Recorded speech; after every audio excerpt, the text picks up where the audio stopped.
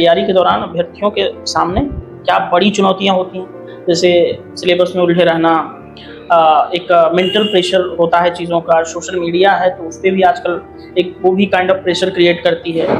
प्रतियोगिता परीक्षा निकालना अभी मेरा नहीं हो रहा है, बाकी लोगों का हो गया, ये सब चीज़ें, और कुछ पर्सनल लाइफ, क्योंकि ये उम्र होती है 21 वर्ष के बाद, तो रिलेशनशिप भी खुलकर इस पे बोलना चाहिए।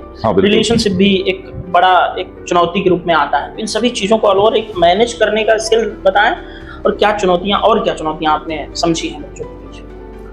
देखिए, चुनौतियों की अगर मैं बातचीत करूं तो सबसे जो पहली चुनौती है वो तो विशाल पाठ्यक्रम की है।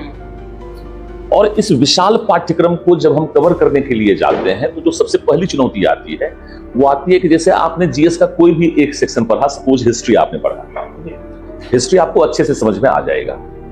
फिर जब आप पॉलिटी पढ़ना शुरू करेंगे तो हिस्ट्री भूलना शुरू कर जाएंगे। मतलब कि हम उसको अपने साथ जोड़ नहीं पाते हैं। तो एक तो ये चुनौती है, उसका समाधान कैसे हो ये मैं आगे आपको बताऊंगा। मैं पहले चुनौतियों पर चर्चा कर लेता हूं। दूसरी चुनौती हमारे खुद के परिवार, आसपास, रिलेटिव्स और समाज से उत्पन्न होती है, क्योंकि सिविल सेवा की तैयारी लंबी होती है।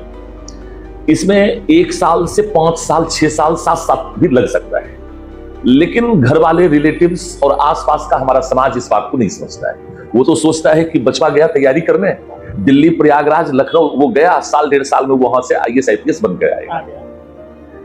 घर वाले, रिलेटिव्स जो भी मिलते हैं सब यही पूछते हैं कि कब IAS बन के आ रहे हो। तो एक तो ये चुनौती है, ये एक दबाव है, ये सामाजिक दबाव है।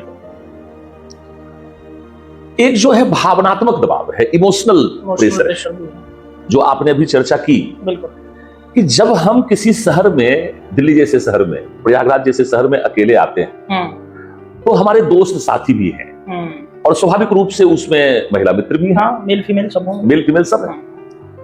और घर से दूर रहकर जो भावनात्मक चुनौतियां आती हैं, उन चुनौतियों के समाधान में हमारे मित्र बड़ी भूमिका निभाते हैं, चाहे वो मेल हो चाहे फीमेल हो।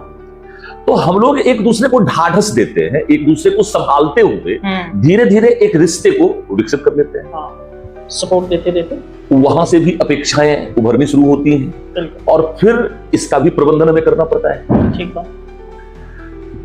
तो मानसिक मनोवैज्ञानिक स्तर पर हम एक चुनौती का सामना कर रहे होते हैं, समाज के स्तर पर एक चुनौती का सामना कर रहे होते हैं, यूपीएससी की तरफ से एक चुनौती का सामना कर रहे होते हैं।